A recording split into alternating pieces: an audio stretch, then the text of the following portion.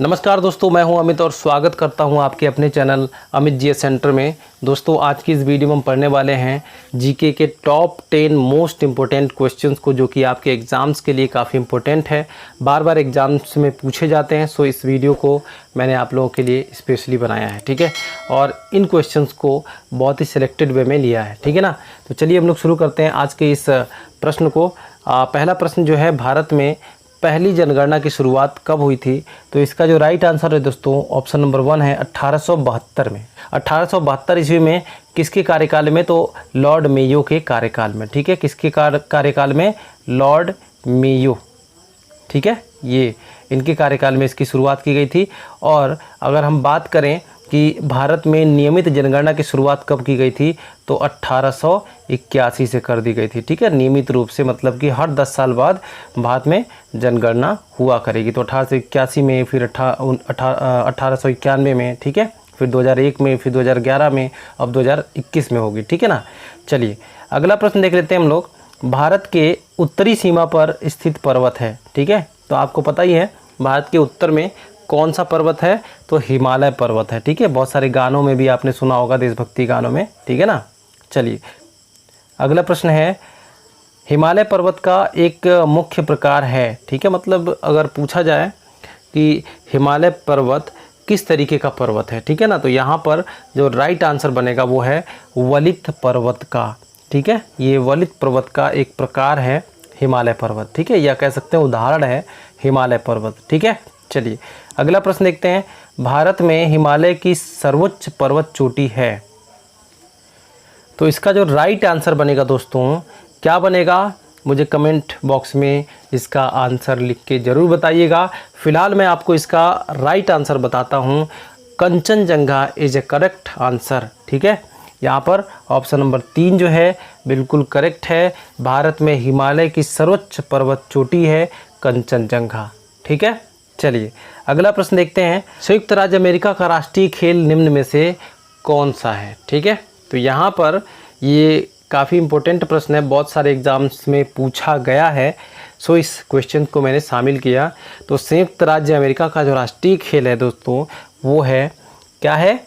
Baseball है, ठीक है। क्या है? बेसबॉल इसका राइट आंसर है। वहाँ का क्या कहते हैं?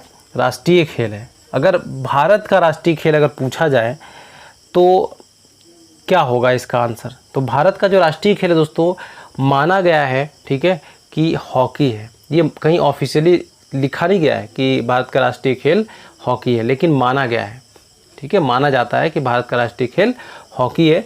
एग्ज़ाम्स में कई बार अगर दे भी देता है तो अनऑफिशियली इसका जो राइट आंसर होता है हॉकी ही होता है, ठीक है। चलिए अगला प्रश्न देख लेते हैं। ये स्वर्ण बालिका, गोल्डन गर्ल एवं उड़न परी, फ्लाइंग स्प्रिट उपनाम से किस भारतीय महिला एथलीट को जाना जाता है, ठीक है। तो यहाँ पर जो राइट आंसर है दोस्तों, वो है पीटी उषा को, ठीक है। पीटी उषा को स्वर्ण बालिका या golden girl and flying spirit या उड़न परी के नाम से जाना जाता है, ठीक है। चलिए अगला प्रश्न देखते हैं। रावलपिंडी एक्सप्रेस के नाम से किस खिलाड़ी को जाना जाता है, ठीक है। बहुत बार एग्जाम में पूछा गया है। ये एक पाकिस्तानी खिलाड़ी हैं जिनका नाम है शोएब अख्तर, ठीक है। ऑप्शन नंबर 1 यहाँ पर करेक्ट आंसर है, ठीक है। ये जो है पूर्व पाकिस्तान क्रिकेट टीम के खिलाड़ी रहे हैं और उनका जन्म कहाँ पे हुआ था? रावलपिंडी में हुआ था, ठीक है। और ये अपने तेज़ गेंदबाजी के लिए जाने जाते हैं, ठीक है। काफ़ी तेज़ गेंदबाजी करते थे, इसलिए इनको रावलपिंडी एक्सप्रेस कहा जाता है। क्योंकि उनका जन्म रावलपिंडी में हुआ था, इसलिए इनको रावलपिंडी एक्सप्रेस बोला जाने लगा, क्योंकि एक्सप्रेस की तरह ही बॉल फेंकते थे, बहुत तेज़ी के साथ फेंकते थे, ठीक है। तो शोएब अख्तर यहाँ पर करेक्ट आंसर है। अगला प्रश्न देखते हैं। एक निम्न में से भारतीय व्यवस्था है। अब यहाँ पर थोड़ा क्वेश्चन जो है शायद मेरे हिसाब से गलत लिख गया है। क्वेश्चन होना चाहिए था, निम्न में से भारतीय अर्थव्यवस्था कैसी है, ठीक है। यहाँ पर भारतीय अर्थव्यवस्था कैसी है ये प्रश्न होना चाहिए था। तो इसे आप सही कर लीजिएगा, ठीक है। निम्न में से भारतीय अर्थव्यवस्था कैसी है, ये यहाँ पर क्वेश्चन बनेगा। चलिए ऑप्शंस देख लेते हैं। पूंजीवादी अर्थव्यवस्था है, साम्यवादी अर्थव्यवस्था है, मिश्रित अर्थव्यवस्था है, स्वतंत्र अर्थव्यवस्था है। तो हमारे यहाँ पे किस तरीके की अर्थव्यवस्था है, आपने कभी सोचा है?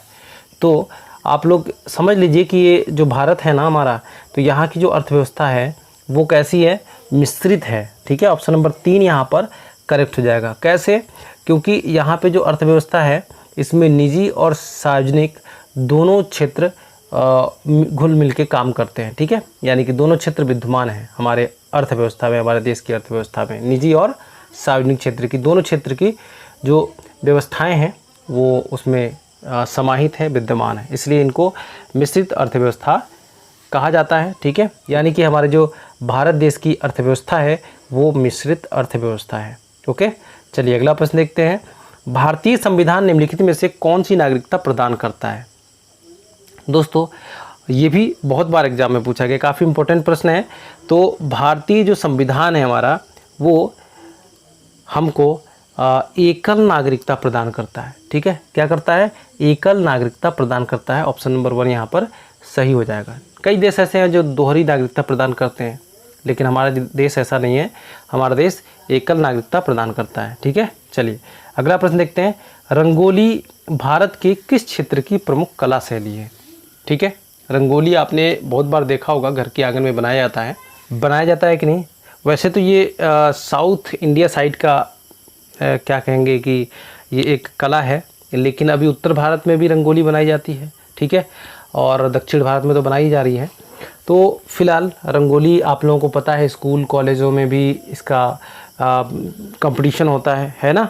तो रंगोली एक कला है। ठीक है, और ये जो है किस राज्य से संबंधित है, किस क्षेत्र से संबंधित है? तो ये महाराष्ट्र से संबंधित है। ठीक है, यहाँ पर जो राइट आंसर है महाराष्ट्र से संबंधित है। ठीक है, महाराष्ट्र में लोग अपने घरों के दरवाजे पर सुबह रंगोली इसलिए बनाते हैं ताकि घर में कोई बुरी ताकत प्रवेश ना कर सके। ठीक है दोस्तों, तो दोस्तों आप लोगों से एक रिक्वेस्ट है कि मैंने एक नया चैनल बनाया है जिसमें कि आप लोगों के लिए बहुत सारे ऐसे फैक्ट होते हैं जो क्वेश्चन को डिस्क्राइब करते हुए नहीं बता पाते हैं। ठीक है, तो उन फैक्ट्स के लिए हमने एक चैनल बनाया है नया। ठीक है, शॉर्ट वीडियो का है, 30 सेकेंड, 40 सेकेंड, 50 सेकेंड, 1 मिनट तक का वीडियो उसमें अपलोड होता है। ठीक है, तो उसको भी सब्सक्राइब कर लीजिएगा। और साथ ही अगर आप टेलीग्राम को ज्वाइन करते हैं तो टेलीग्राम पे भी मैं PDF अपलोड करना शुरू कर दूंगा आप लोगों के लिए, ताकि आप लोगों को तैयारी करने में दिक्कत ना हो। ठीक है, और भी कई सारी जानकारी जो होती हैं वो टेलीग्राम चैनल पे दे दी जाती हैं। ठीक है, तो उसको भी सब्सक्राइब कर लीजिएगा। और PDF अगर NMDC की तैयारी कर रहे हैं आप लोग और उसका मॉडल पेपर चाहिए तो मॉडल पेपर का भी लिंक मैं दे दूंगा यहाँ पर, उसको थोड़ा सा पेमेंट करके आपको डाउनलोड करना पड़ेगा। ठीक है, तो उसका भी लिंक है, अगर आपको जो महसूस हो तो उसको डाउनलोड करिएगा, अदरवाइज़ यहाँ तैयारी तो मैं करवा ही रहा हूँ। ठीक है, तो इसी के साथ ही मिलते हैं अगले वीडियो में, तब तक के लिए बाय बाय, टेक केयर।